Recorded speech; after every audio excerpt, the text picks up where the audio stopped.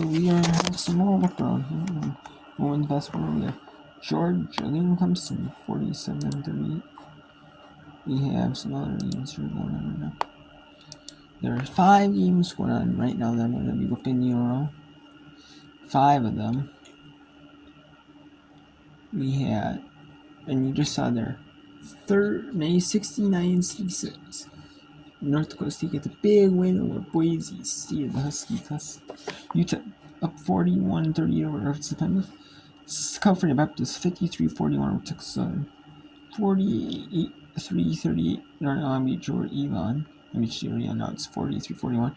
And 47-40 Georgia over Clemson. You have Kent State 5, all with Coppin State 5-1-0.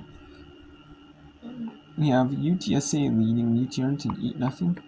Kansas City and Texas and Corpus Christi in the UT Rio Grande Valley called the Classic Toa in multi-team it. And the UC San Diego Winter Classic win in multi-team it. It's 8-4. And 11-9 Morehead State lead UT Martin in a conference showdown, I should say. Most of the schools are wrapping up their non-conference, and they're either starting a game right before. Sometimes they do a tease, like the 2 teams don't play for a while, so they schedule in a conference scheme. But then some start conference early because, they play so many conference schemes, and then they're allowed so many non-conference, Like UT Martin State, they play 10 non-conference schemes. Well, some just have more conference schemes than others, some have less, depending on how the league does it or NCAA rules,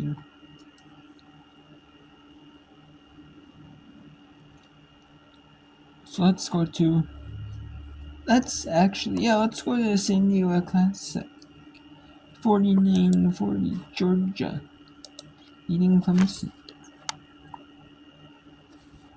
Here's McQueen right side. And this is on the MW.com. To go. McQueen to Miller. Now at the free throw line to Cone. Looking to penetrate. Skips it right side to McQueen. McQueen baseline right. McQueen in the lane is fouled by Avager. And that will be the 3rd team foul on Georgia and the 3rd on Avager, or the 4th on Avager. Yeah, that's 4 Looks fouls. like she took maybe a blow to the neck or something, because she went down. And let's see, she's grabbing her neck. Evans checks out for Georgia. Wolford checks in, and now it will be Avager to the bench, and Summer Davis, freshman out of Detroit, Michigan, checking in. And I think, they're going to go to the monitor, Faxon, and take a look. And we've got a monitor in front of us, so we'll have a second to take a look at. Here it is. Here's the replay. I don't think there's anything. No, just looks like a basketball move. And that's a basket. It's inadvertent contact, and that's the correct call from the officials on the floor. It's a blocking foul. She's in McQueen's space. McQueen makes the dribble drive. The contact is initiated by the defender. It's a basketball play. There is contact to the head and the neck area, Tony, but it was inadvertent, and it's within the motion of a basketball play. Common foul on the floor. I think that's going to stand. Clemson fans, your gymnastics team will host their home opener on Friday, January 31st, as they host Pitt at 7 o'clock. Tickets available. Please visit ClemsonTigers.com. Have you been to a gymnastics event? I have. I went to a couple last year. Both were sellouts.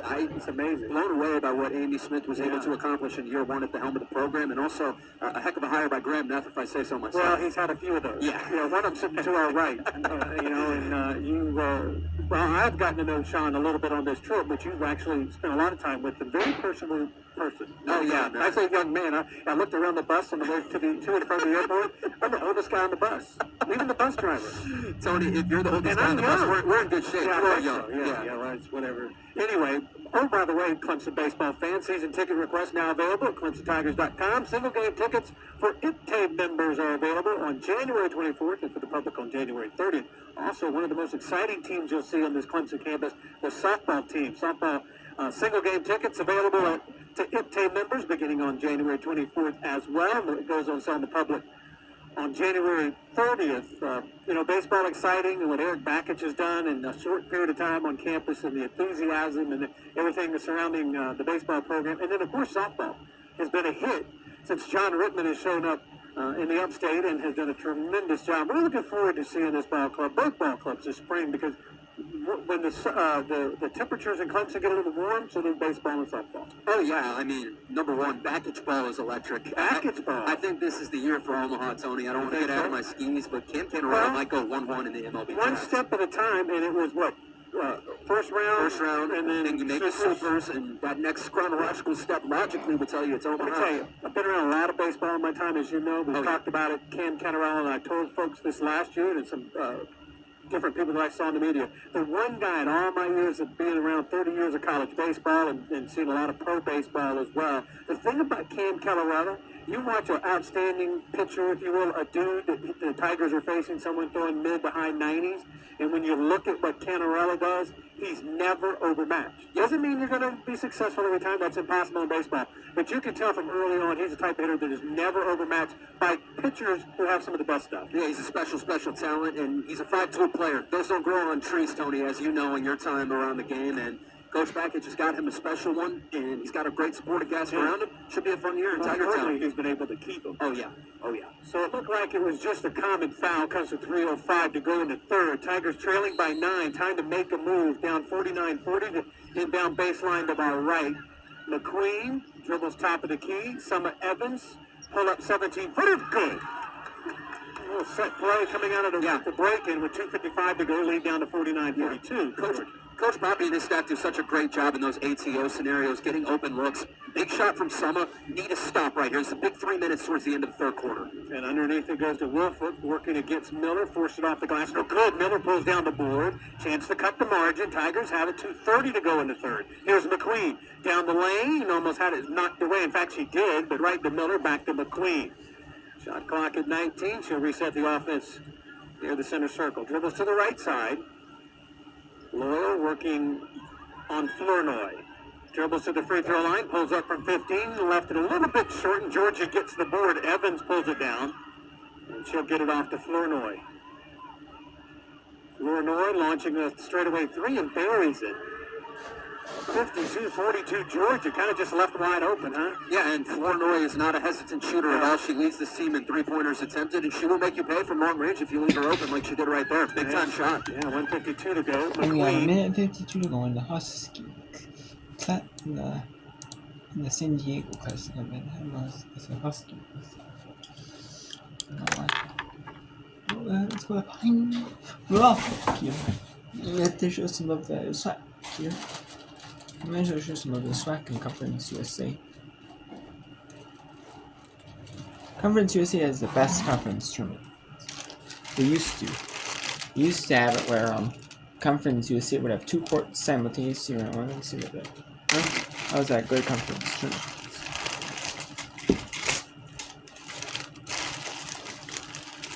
Well, it's kind of exciting because they would have it really good you don't know who your opponent is. Like your opponent that's playing, they're playing the same time as you. Up until like the semis or whatever it was. I believe.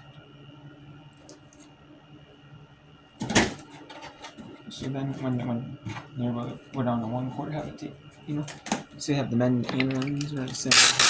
They get it wasn't just the women's, it was the men's as well. It's kind of unique format. But something, with less teams being in Conference USA,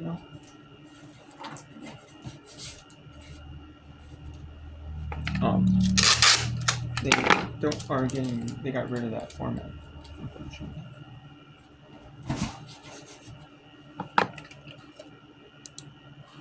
No.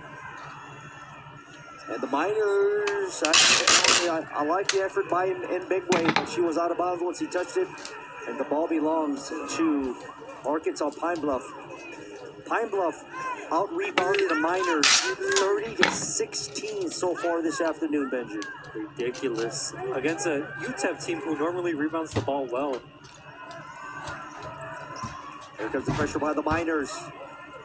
Roberts with it now, being guarded by Samoya Mathis, and she will draw a foul on Mathis. First foul on him and Samoya Mathis.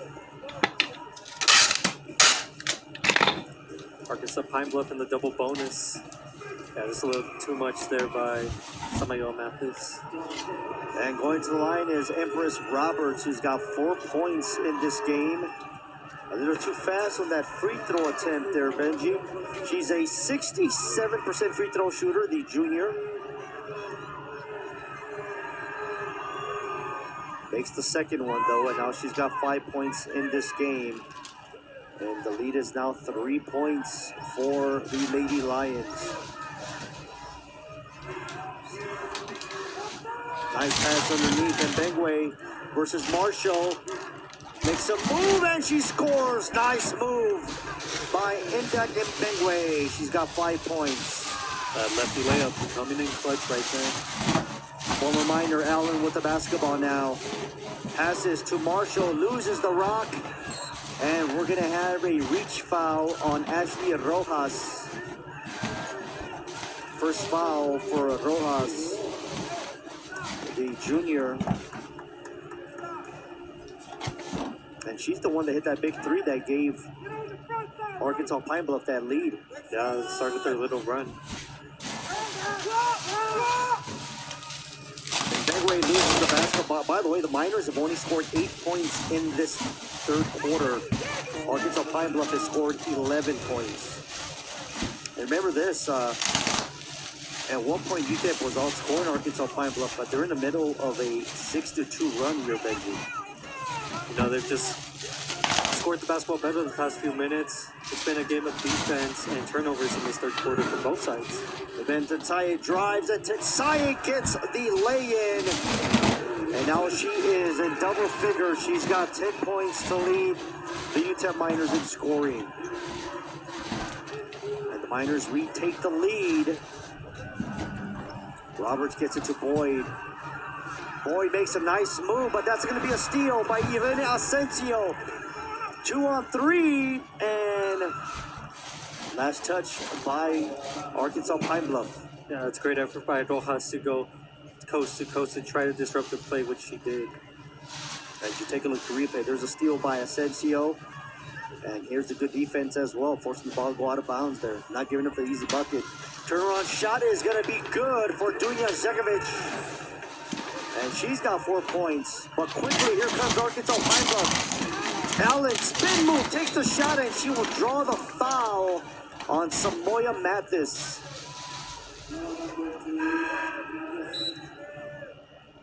They just went really quickly, caught the UTEP defense off guard to force the foul. After scoring 14 points in the first half, Allen only has 1 point in this third quarter. As you see Marshall going to get a rest for the Lady Lions, and going to the line is Dara Allen.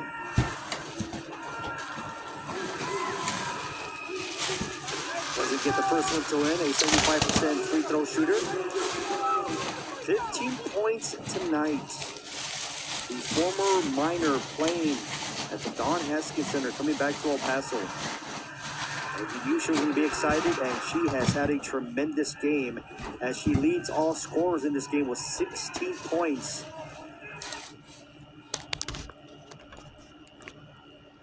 Okay, so now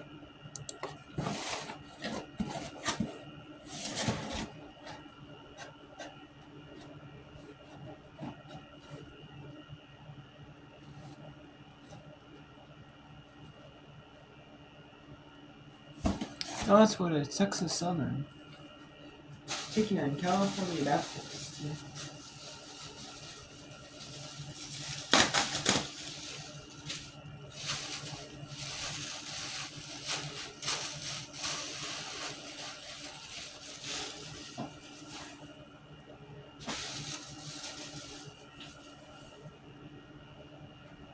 And these are two teams that struggled most of the season trying to get win. Only a win, 1-8 for Texas, 2-0 for California Baptist, but they're both evenly matched, as you can tell by the records.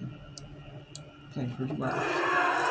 Both matched up pretty well, pretty even. Fourth quarter, where the temperature has risen in this third quarter. About a 10-second difference, game clock to shot clock.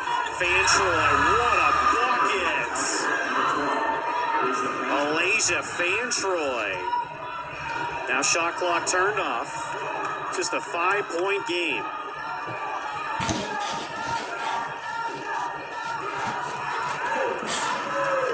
Ten to shoot for Fiel. Gets going. Washed around, wide open. Bounces out. The putback by Anderson, no good. Loudermill, not even close. Texas Southern was into the fourth, down 5. You have Elon. Now they are down only 6 to Long Beach State. Now they are almost identical, even. If Elon were to win, they would have the same record. Elon would be either 2. They would both be tied records at 5.5, or they'll be 2 games. Long Beach holds on like they are now. They'll be 2 games back and 2 games ahead of Elon. It doesn't really matter about them. But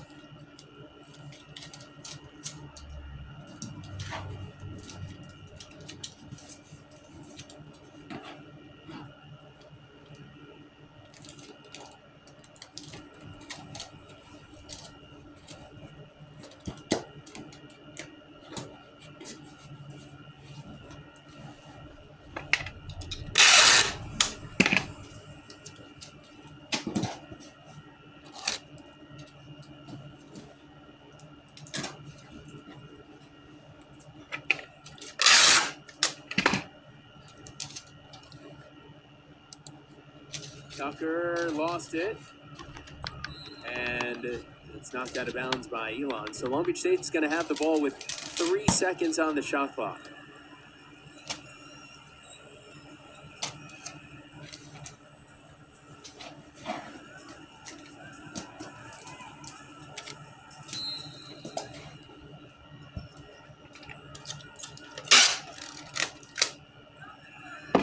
Chung from the corner.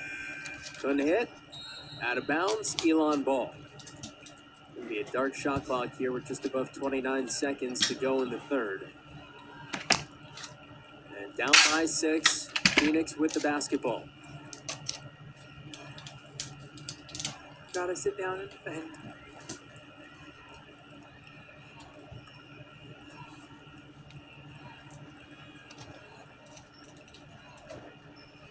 Ten seconds. Here's Paz making a move. Double team.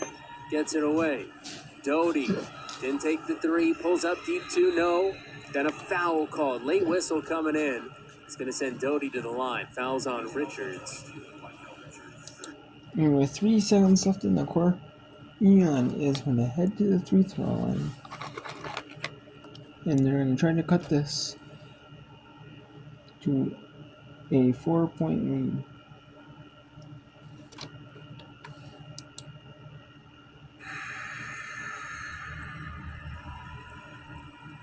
Great knockdown. I mean, all these free throws from here on, they're key.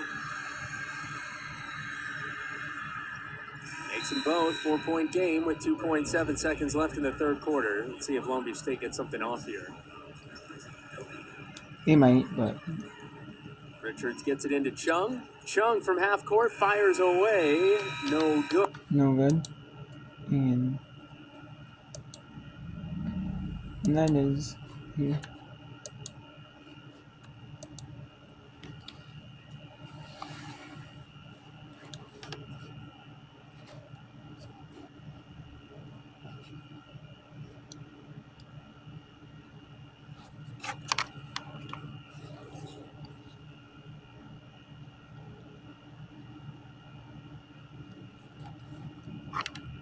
So we have Utah 49-47 or September.